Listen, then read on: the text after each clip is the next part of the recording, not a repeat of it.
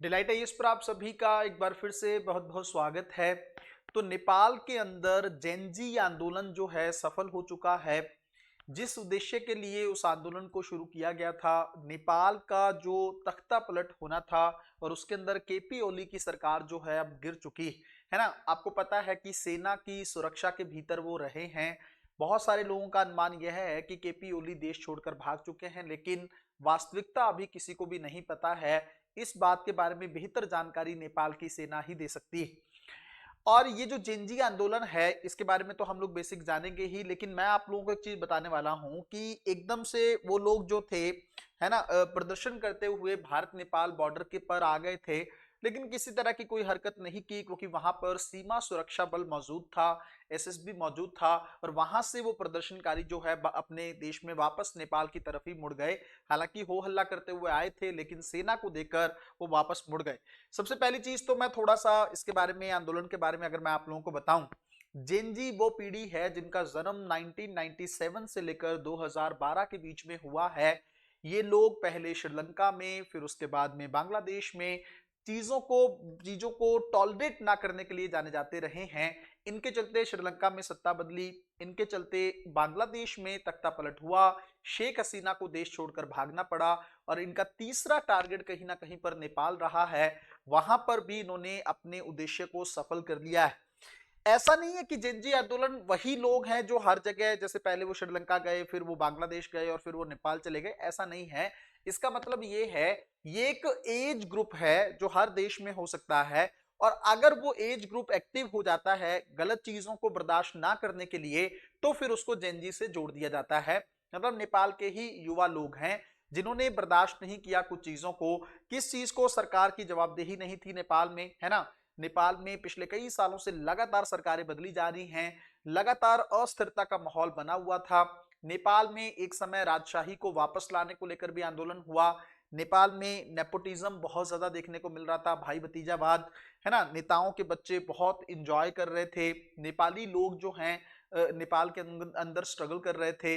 और सरकार ने कहीं ना कहीं पे जलती आग में पेट्रोल डालने वाला एक काम कर दिया। सरकार ने सोशल मीडिया वेबसाइट्स को बैन कर दिया। और क्यों किया था? उसका सबसे बड़ा कारण यह था कि केपी ओली का विरोध हो रहा था सोशल मीडिया पर बहुत ज्यादा।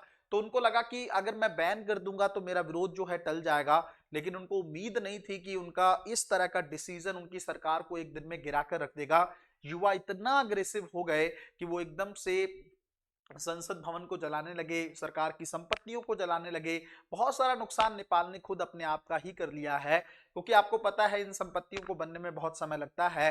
नेताओं को दौड़ा दौड़ा कर पीटा गया, मारा पीटा गया। सिचुएशन इतनी क्रिटिकल हो गई कि पीएम ओली को भी सेना द्वारा बचाया जाने लगा। ये नेपाल और भारत की थोड़ा पिक्चर क्लियर नहीं होगी। ओपन सीमा है जिसको अभी कुछ दिनों के लिए बंद कर दिया गया था, लेकिन आज ये न्यूज आ रही है कि इसको फिर से ओपन कर दिया गया है। इस बॉर्डर पर वो लोग जो हैं प्रदर्शन करते हुए बाइक्स के माध्यम से आए थे, है ना। हो हल्ला कर रहे थे, थोड़ी हुल्लड़बाजी दिखा रहे थे। लेकिन आपको पता है कि भारत सरकार इस मैटर को लेकर काफी एक्टिव है। और जो यूपी के जो सीएम हैं योगी आदित्यनाथ जी, उन्होंने वहां पर यूपी पुलिस को भी काफी अच्छे से तैनात कर रखा था। और आपको पता है भारत और नेपाल का जो बॉर्डर है उसकी सिक्योरिटी की जिम्मेदारी सीमा सुरक्षा बल पर है ना। इस बल के बारे में आप लोग जानते होंगे। और ये सीमा सुरक्षा बल जो है ये एक सेंट्रल आर्म फोर्स है, जो जिसका काम है नेपाल और भूटान के साथ जो भारत की सीमा लगती है वहां पर सिक्योरिटी ये करता है। सीमा की सुरक्षा की जिम्मेदारी इनके कंधों पर दी गई है। अब बात ये आती है कि प्रदर्शनकारी पहली बात तो क्यों वापस मुड़ गए, भारत के अंदर एंटर क्यों नहीं किए, और दूसरा क्या भारत से कोई उनको दिक्कत भी है ना। क्या इस तरह की चीजें फिर से देखने को मिल सकती हैं? मैं अगर आपको पिछले 3-4 दिन का ओवरऑल अगर मैं एक एनालिसिस बताऊं, जो मैंने प्रॉपर तरीके से रिव्यू करने की कोशिश की, उससे ये निकल के आया कि नेपाल के लोगों का सीधा इंडिया से कोई टकराव नहीं है ना। क्यों नहीं है? क्योंकि भारत और नेपाल का ठीक ठाक रिलेशन रहा है, इतिहास बहुत अच्छा है संबंधों का। हालांकि केपी ओली ने बोला है कि भारत ने जो है उसकी सत्ता पलटी है। उन्होंने ये बात भी अपने बयान में बोली, हम लोग अलग से भी डिस्कस करेंगे इसको। उन्होंने अपने बयान में कहा है कि जो भारतीय प्रधानमंत्री हैं, है ना, अगर मैं मोदी जी की भक्ति करता या उनसे रिलेशन अच्छे से रखता तो मेरी सत्ता कई सालों तक चलती रहती। इस तरह का बयान जो है केपी ओली ने दिया है। लेकिन अब ये रियलिटी कितनी ज्यादा है या वास्तविकता से इससे कितना जुड़ाव है, इस बात को कहना तो थोड़ा मुश्किल होगा।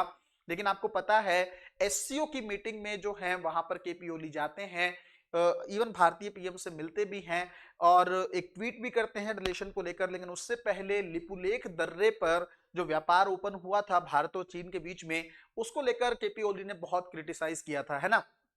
तो नेपाल और भारत के बीच में थोड़ा सा सीमा विवाद है, काला पानी के क्षेत्र को लेकर, लिपुलेख दर्रे को लेकर, लिम्पिया धुरा का जो क्षेत्र है उसको लेकर। उसके अलावा नेपाल का कोई इशू है नहीं। दूसरी चीज ये है कि जेनजी का प्रदर्शन अगर किसी देश में होता है, इसका मतलब ये नहीं है कि वो लोग सीमा पार करके भारत में एंटर कर सकते हैं, क्योंकि देखो फिर वो भारत के आंतरिक मामलों में दखल हो जाएगा, है ना। आप अपने देश में कुछ भी करो, आप अपने देश की संपत्ति को किसी भी तरह से जलाओ, वो आपका देश है, आपके देश की सरकार जाने, आपके देश की सरकार जाने, आपके देश की सेना जाने और आपके देश का प्रशासन जाने, हमें उससे खास फर्क नहीं पड़ता है। अगर वहां पर जान माल की भी हानि हो रही है तो वो आपकी जिम्मेदारी है। हमें अपने लोगों की जरूर चिंता है। आपको पता है महाराष्ट्र सरकार एक्टिव हुई है, केंद्र सरकार ने जो है नेपालियों को वहां से निकालने की कोशिश की है, ताकि और उन लोगों ने वापस आकर वहां की भयानक तस्वीरों के बारे में या भयानक जो इस तरह से आंदोलन चला उसकी बातें भी जो है न्यूज चैनल्स पे बताई। तो कहीं ना कहीं पे काफी डरावना माहौल रहा है और काफी इस तरह की एक हिसाब से एक भयानक चीजों को उन लोगों ने देखा है। तो वो तक तो ठीक है कि भारत सरकार वहां जो भारतीय हैं उनको निकालने की कोशिश कर रही है, वो ठीक है। लेकिन ऐसा नहीं है कि हम किसी भी एक आंदोलन को भारत की तरफ अलाउ होने देंगे, ये कभी भी नहीं हो सकता है ना। कई बार मैंने आप लोगों को बोला है कि क्या भारत में इस तरह की वेव खड़ी हो सकती है, क्योंकि लोग बार बार ना इस चीज को लेकर भी उठा रहे हैं कि अब अगला निशाना जो है जेनजी आंदोलन का वो भारत होने वाला है ना। ऐसा नहीं है कि नेपाल के लोग, बांग्लादेश के लोग, श्रीलंका के युवा लोग जो हैं यहाँ आके आंदोलन करेंगे, उसका मतलब वो नहीं है। उसका मतलब भारत का युवा ही अग्रेसिव होने वाला है कुछ चीजों को लेकर। बट मुझे लगता है भारत के पॉइंट ऑफ व्यू से ना ये नजरिया थोड़ा सा अलग। क्यों भारत में पहले भी चीजें हुई हैं। इंदिरा गांधी के टाइम पे बहुत विरोध प्रदर्शन हो चुका है, एक टाइम पर आपको पता है अन्ना आंदोलन भी हो चुका है भारत में। उसके अलावा अभी आप लोगों ने नोटबंदी को लेकर आंदोलन देखा होगा, आप लोगों ने किसान मूवमेंट देखा होगा। लेकिन ऐसा नहीं है कि एकदम सरकार के ऊपर उतर जाएं और चीजों को जलाने करने के लगे या डिस्ट्रॉय करने लगे, सरकार की संपत्ति को, प्राइवेट संपत्ति को डिस्ट्रॉय करने लगे। इस तरह की चीजें भारत में अभी देखने को नहीं मिली और ना ही मुझे लगता है ऐसा होने वाला है। उसके कई कारण। कौन से कारण हैं? एक कारण तो ये है कि भारत में युवा जो है, हालांकि बहुत बड़ी तादाद में है, लेकिन युवा इतना अग्रेसिव नहीं होता है कि सिस्टम के एकदम कंप्लीटली अगेंस्ट चला जाए, है ना। एक कारण। दूसरा कारण, इतनी चीजें हैं भी नहीं कि जिसको लेकर बहुत ज्यादा रोष किया जाए। लोकतंत्र है भारत में, मानवाधिकार ऑब्वियसली ठीक ठाक तरीके से काम करते रहते हैं। न्यायपालिका बेहतर रूप में जो है चीजें करती रहती है। थोड़ा बहुत झुकाव न्यायपालिका का कई कई बार कार्यपालिका की तरफ दिखता है, लेकिन यह है कि न्यायपालिका के माध्यम से लोगों को रास्ता मिलता रहता है। अगर विपक्ष को भी कोई इशू है तो वो न्यायपालिका के माध्यम से अपनी चीजों को तलाश लेता है ना। तो ये सारी चीजें भारत में थोड़ा सा इस तरह के आंदोलन को होने से रोक देती हैं। लेकिन मैं ये जरूर हिंट करता रहा हूं बार बार कि सरकार को बेरोजगारी को लेकर कोई ना कोई सॉल्यूशन निकालना होगा। सरकार को पेपर लीक को लेकर थोड़ा सा काम करना होगा। ये जो प्रोटेस्ट होते हैं, चाहे एसएससी को लेकर हो, यूपीएससी को लेकर हो, इनका कोई परमानेंट सॉल्यूशन सरकार को निकालना होगा। और सबसे बड़ी चीज है बेरोजगारी। अगर बेरोजगारी दूर हो जाएगी, गरीबी अपने आप दूर हो जाएगी, कुपोषण अपने आप कम हो जाएगा, स्वास्थ्य को लेकर चीजें अपने आप बेहतर हो जाएंगी। वरना शायद भारत में भी इस तरह की एक वेव क्रिएट हो सकती है। देखो एक और चीज बताऊं मैं आप लोगों को, अगर किसी देश में कोई आंदोलन सफल होता है ना, वो आपका पड़ोसी देश है, तो उसका प्रभाव आपके देश पर पड़ना लाजमी है। युवाओं में एक सिग्नल तो जा रहा है कि अगर हम अपने आप पे आए और हमारे साथ भी गलत हो रहा है तो हम भी चीजें बदल सकते हैं। बट ये भारत में होना नहीं चाहिए और होगा भी नहीं। क्यों? पुलिस को लेकर बहुत अच्छे तरीके से सरकार तैयार रहती है, सेना जो है भारत की काफी एक्टिव है चीजों को लेकर। तो मुझे नहीं लगता है कि किसी को भी इतना इस हद तक जाने दिया जाएगा। लेकिन मैं कहता हूं कभी हो भी ना, उसके लिए भी हमें पहले से तैयार करना होगा। सुशीला गार्गी का नाम आ रहा है कि वो नेपाल में जो है जल्द सत्ता संभालने वाली हैं, लेकिन अभी वास्तविकता का इंतजार करना होगा, सच्चाई को लेकर थोड़ा सा वेट करना होगा।